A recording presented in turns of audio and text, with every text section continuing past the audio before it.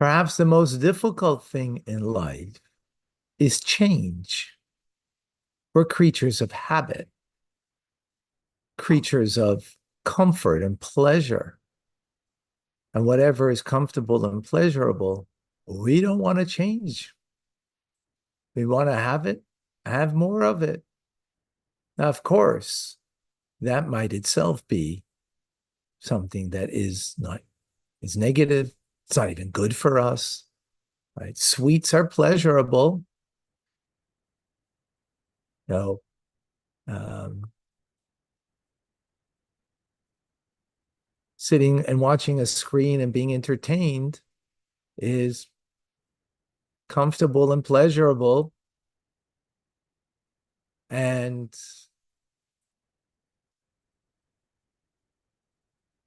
it's easy to get stuck in that rut. Very easy. And to change, especially something that's on the inside, a nature that we have, that's very hard. But of course, we all experience, and especially everybody that joins Learning Tanya, for our BITs, Beinani in training. So, Tzabislach, little by little, we see changes. We see changes in our behavior. We see changes on our inner makeup, what's in our hearts, the way we perceive things. But it's not easy. It takes a lot of work. Welcome to Tanya Today. I'm Rabbi Ronnie Fine, coming to you from Chabad Zichron Kadeshim in Montreal, Canada, where it's a privilege and a pleasure to share with you the Tanya. So it's easy to share, but it's harder to change. For me to share every day, wow, that's already second nature.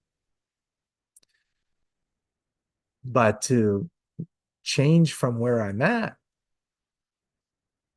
to grow and to increase, that takes a lot of work. So welcome to chapter 7. In our journey of the Geras Tshuva, the epistle of return, of penitence. So says the Alter Rebbe, the true and direct path to do and accomplish change, which change means tshuva, return. So it's interesting. The return, it's just something deeper within us. You're not turning over a new leaf. You're not becoming a new person. You're not born again. You just touch your true, authentic self. You're returning to yourself from not being disconnected to being connected, as that's what tshuva is. We all have in us the tetragrammaton name of God that has been blown into us and is a part of the merry makeup of our soul. But through falling off the wagon, through following that which is instinctually pleasurable and comfortable, that can lead us to sin, to do something against God that will disconnect us. And that the latter hay of God's name, which is the divine presence of God, the Shekhinah, Malchus of Atzilus, will fall into klipa, as we explained. Tshuva means we return tashuv hay, we return the hay in my very being, right, of who I am, that piece of God in me. And not only in me, I'm returning it, but I'm returning it to God himself, to the divine presence of God, that it should go become full, his name, his life-giving force, Shem Havaya. But how do I make this real? How do I make this authentic? That's going to be true, which means it lasts. Now, I must admit that tshuva, well, we all do it because, hey, in the service of God, of course, it's things that you have to own and fix and return. But does it last? Oh, that's the challenge, to make it lasting. So the Alter Rebbe gives us two particulars that we can make it lasting, make it true, therefore, that it has a permanence to it, and it's direct. The first is to awaken the supreme compassion from the source of mercy for your divine soul. We have a piece of God in us. And the first thing is to have compassion over the piece of God in me, not over my animal soul. We're talking about to have compassion, but of the divine in me to have compassion. Now, what does that mean? Well, think of it this way. Your soul, if you recall, comes from a very lofty place. We gave the metaphor of the rope, right? The top of the rope. And it's literally a part of God, not figuratively, literally a part of God, right? All the way up here, the way it is above, literally a part of God. And what happened to it? Well, it came down through a series of devolution, through tzimtzum contraction. It comes down, down, down, down, down as it comes down into a physical body in this world. Right. So it came down to metaphorically into a deep pit. Something that was, think about it. The soul, the way it was above, it had pleasure and comfort. But divine pleasure and comfort, right? Divine pleasure and comfort. The ultimate connection. And then it came down into a deep pit, meaning into a place of a body that is sitra achra, that is the other side, that is not divine in its agenda, not divine in what it desires. That the body desires also pleasure and comfort, but not divine pleasure and comfort. Right? In its root, it does, but not the way it's experienced in a bodily way. So for that alone, have compassion, says, for your soul, because it came from such a lofty place. Right. Furthermore, have compassion on God Almighty. Right. He's the source of life. The name of God, the tetragrammaton that we're just, right? To have compassion for this life-giving source from God, that the latter hay has fallen into klipa, right? And that we should return to God and he will have compassion for him. So what does this mean? It means through our actions, we have taken the divine presence of God, which in the name of God, the tetragrammaton, right? And we brought it into a negative place, a king who's bound with gutters of negativity. Even a simple transient negative thought that we entertain. We allow it to be entertained. We give it free room and board in my mind or in someone's mind, right? We're taking God and we're shackling him. We're putting him into exile. That the flow of vitality of God's name is now in a negative force, not in a holy force, right? And that's what it means, the exile of the Shekhinah, the divine presence of God, which is Malchus of Atzilus. Have compassion over that. that through our sin, that's what we do to God. Practically speaking, compassion. Think about it. Think what you're doing to God through doing something, through having negative thoughts in your mind that you entertain. Not that the fact that a negative thought came into your mind, that you can't control, but that you entertain that negative thought. Think of what you're doing to God. No, compassion. We said the word compassion. We say forgiveness. So don't bring in 12 steps here. Be careful, okay? Simple. You can't have compassion of that you did something negative to God. Well, why can't you have compassion for that? It's not forgiveness, compassion we're talking about for what we have done to God. Like how could think of it? Put it in other. I'll put in other terms for you. You know, sometimes you do something to a loved one. You think, it's my loved one. How I should have compassion for them. How could I do that to them? Right? It's not about forgiving. That's not the point here at all. Okay. Forgiving is let me feel good about myself. Compassion is let me sense how awesome that negativity is that I did to that loved one. So then I'll have compassion not to do it. Right?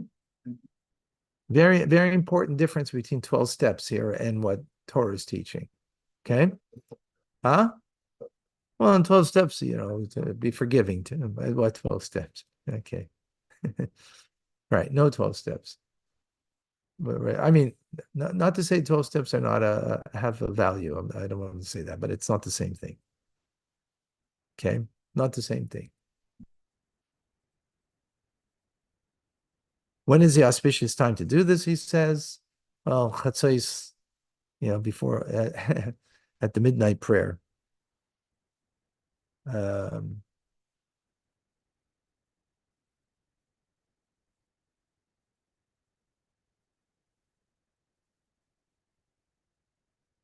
Now, especially if a person will appreciate that this effect that you're having on God is really, remember, it's the effect of God, the way he gives vitality, and he's the source of all vitality, and that vitality now is in a sitra achra, is in a negative place because of something I did, right? So it's not about guilt over here. By the way, the compassion isn't to bring guilt, or it's not to bring forgiveness either. It's about the enormity of what we have done that will allow us to change and do tshuva. It's to bring us to tshuva. That was the point, true and direct. So if a person will meditate upon further that God permeates all the worlds, encompasses all the worlds. In other words, not that this is like a distant thing that's happening to God above, but God, the way he permeates and is present within the world, it's affecting that negativity, that source of vitality that is within this world, within me, within this world. And of course, the way God also encompasses the world. So when we can get this will grieve us. And it's good to grieve. Hmm? Yeah, whether you'll cry or whether you'll grieve and feel, ew, right? And then bring you to change. So that's the first element that we to introduce. Okay. The second element, in order to make sure that this is true and direct path of tshuva, of repentance, is, and we'll just begin this thought today, is to crush the negativity within. The first one was not to crush ourselves. The first one is through compassion is like to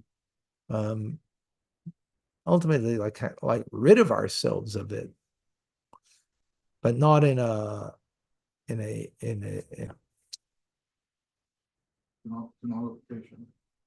not in a negative way.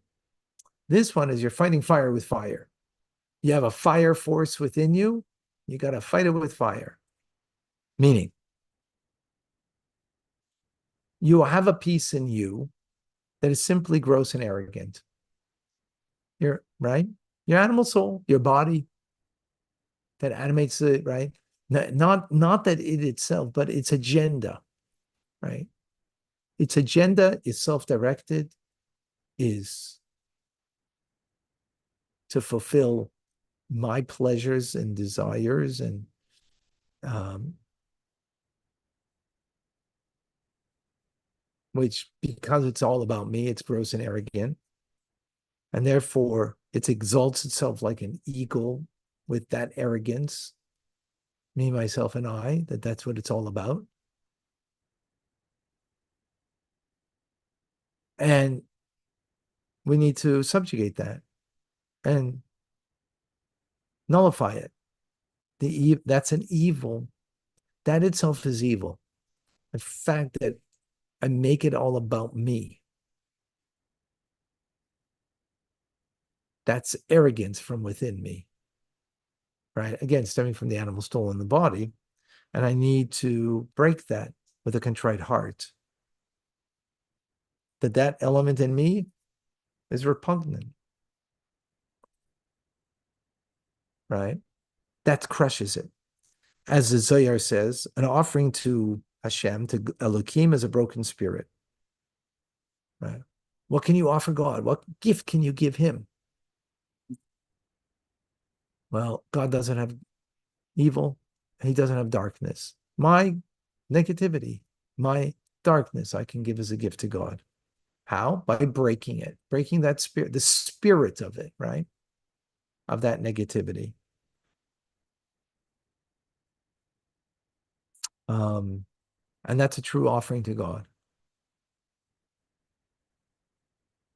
which is pretty powerful. Said a lot over here. Any questions, any comments?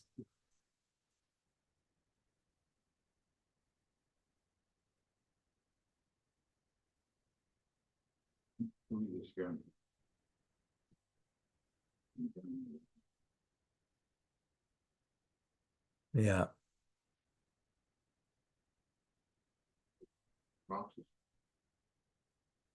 So in order to have a true and direct path in Shuva, in returning, and that it should, be effectual, this is not easy, right? Is first to have compassion over your very soul, your divine soul that came from such a lofty place and came to such a low place down here. You're not guilty of that, by the way. God did that.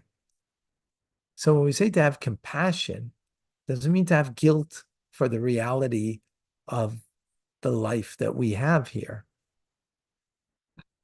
It's not guilt. It's not seeking forgiveness, right? It's seeking a preparatory stage in order to do tshuva. No, that was the first point, right? And in that compassion, it's to have compassion upon God too. That through our sin, look what we've done to him, which is interesting. I don't know if hold on.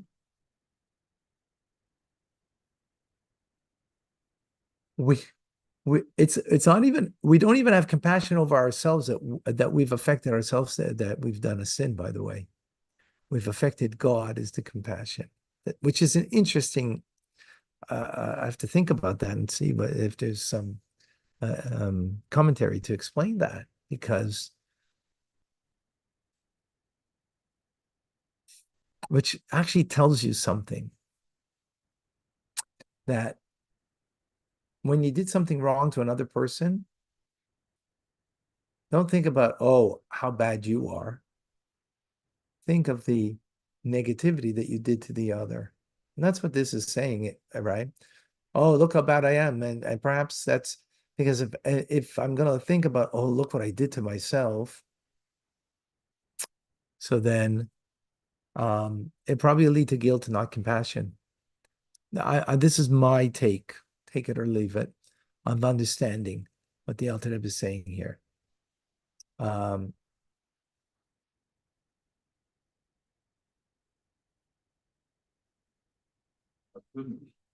yeah, in other words, if we would focus in on what we've done to ourselves, we probably invoke more guilt rather than compassion.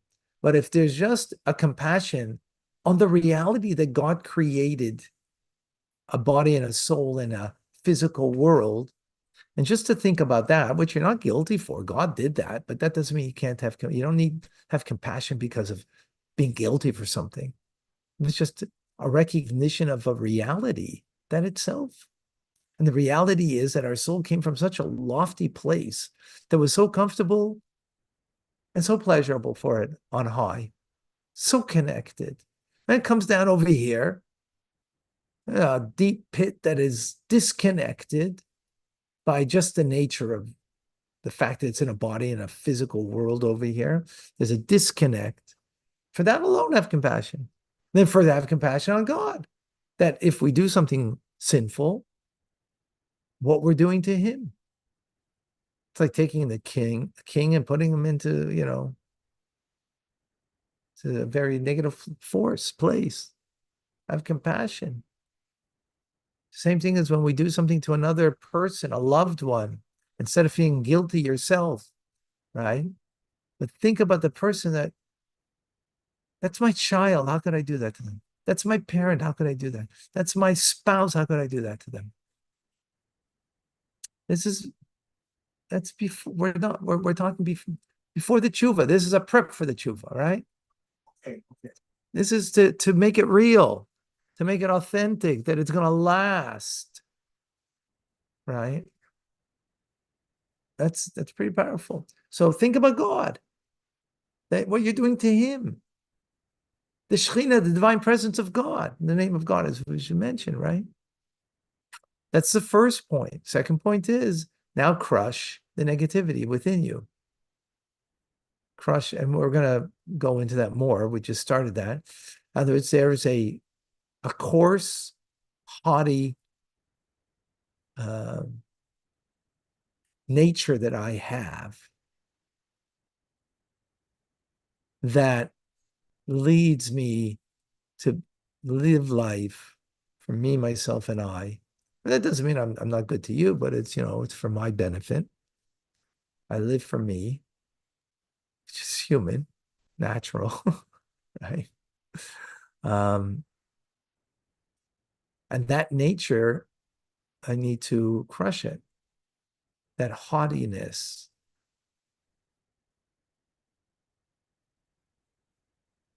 It's, not a healthy. And that actual crushing is a gift to God. Very powerful. More on that to come. I'm not going more into it because there is more to come. Okay, we have some questions here. I think I saw some questions. Jeff, is it possible to have joy and sadness of the heart simultaneously when it comes to tshuva? Oh, excellent question. We're going to be dealing with that, Jeff. Excellent question. This sounds very, bringing you down. It's the lower level of tshuva. We're going to get into the idea of actually having joy with all of this, but we're going to have to wait. Sorry, Jeff, to come, but excellent question.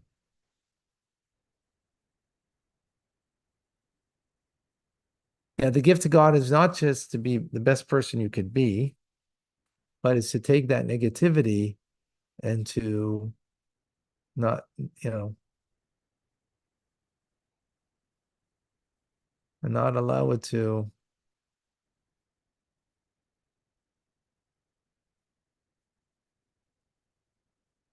Yeah, give that gift. Goes, yeah. Um, saying, okay, being connected, yet I fall every single day. How do I strengthen my love for humanity despite the wounds?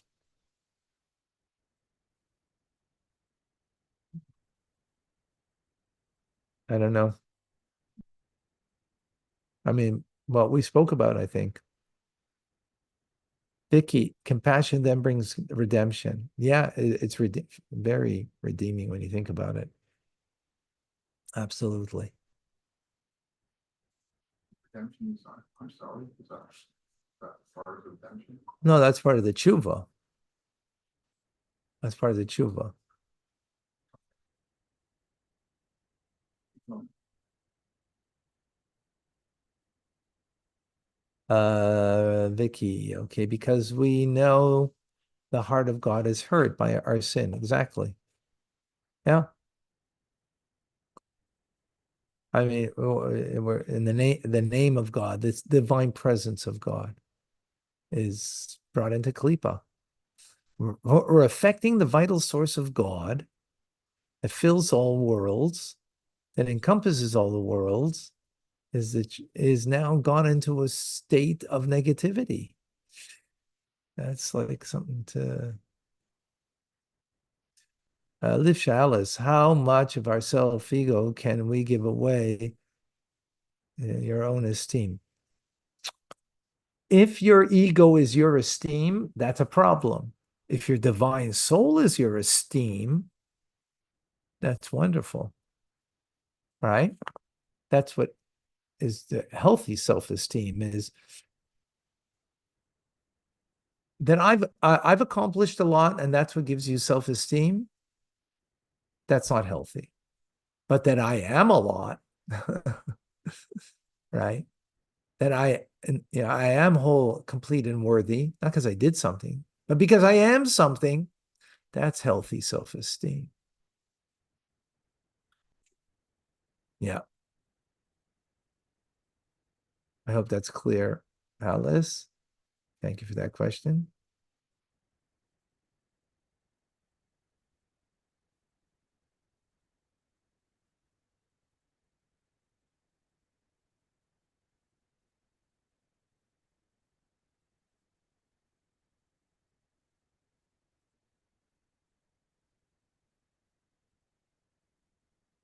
How do we, Miriam, or Marianne rather, how do we offer to God for our negative and darkness?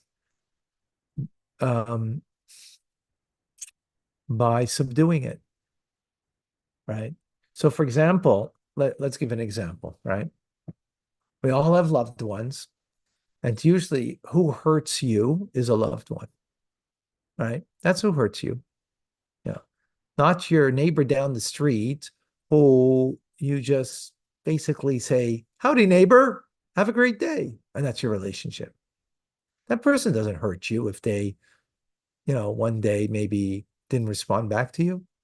I mean, whatever, okay. Maybe he's having a bad day. But it's loved ones, because with loved ones, we comes with strings attached, with expectations, and you get the message, right? So they hurt you. Then you think about them negatively as a result of that.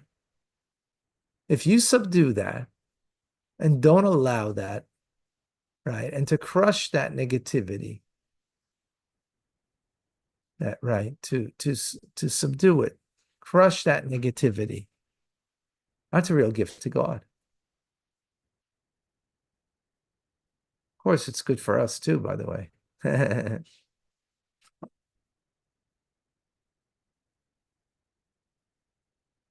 Okay. Joy is very seldom bestowing to another. Yes, but here we're going to talk about joy and how we can bestow onto God, even more profound. All right. I think they're more profound. All right, folks. Thank you very